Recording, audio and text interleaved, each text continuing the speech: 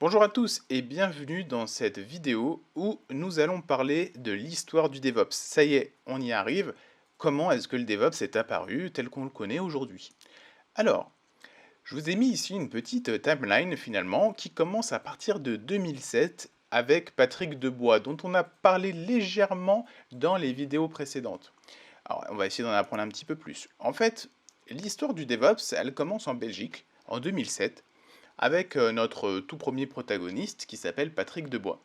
En fait, Patrick Debois, c'est un ingénieur qui fait du consulting et qui avait envie en tout cas d'apprendre tout ce qu'il pouvait apprendre de l'informatique et depuis tous les angles possibles. Donc il avait vraiment la volonté de couvrir l'ensemble du spectre de l'IT via ses aspects techniques, mais aussi ses aspects méthodologiques. En fait, Patrick a commencé à travailler donc en tant que consultant pour le gouvernement belge sur un projet de migration de data center.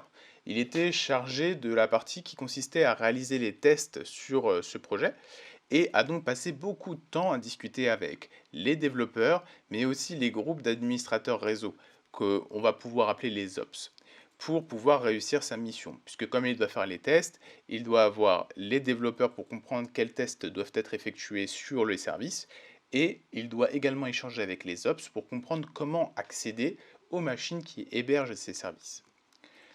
Ce dont il s'est rendu compte, c'est que il y avait un réel contraste entre la manière de travailler des développeurs et la manière de travailler des opérationnels.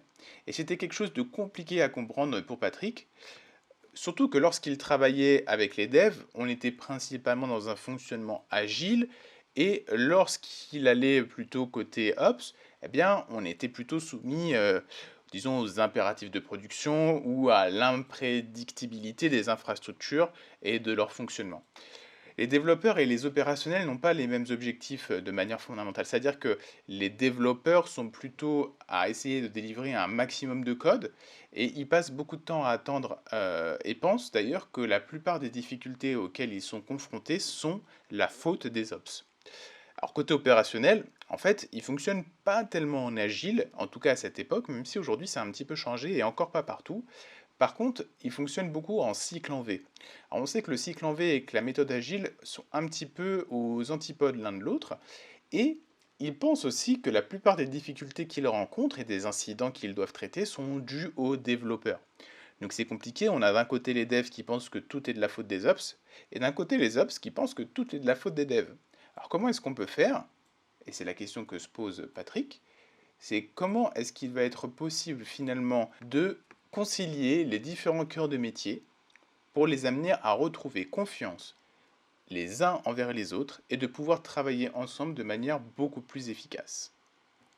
Ça, c'est la grande question et on va voir si Patrick a réussi à y répondre un petit peu plus tard.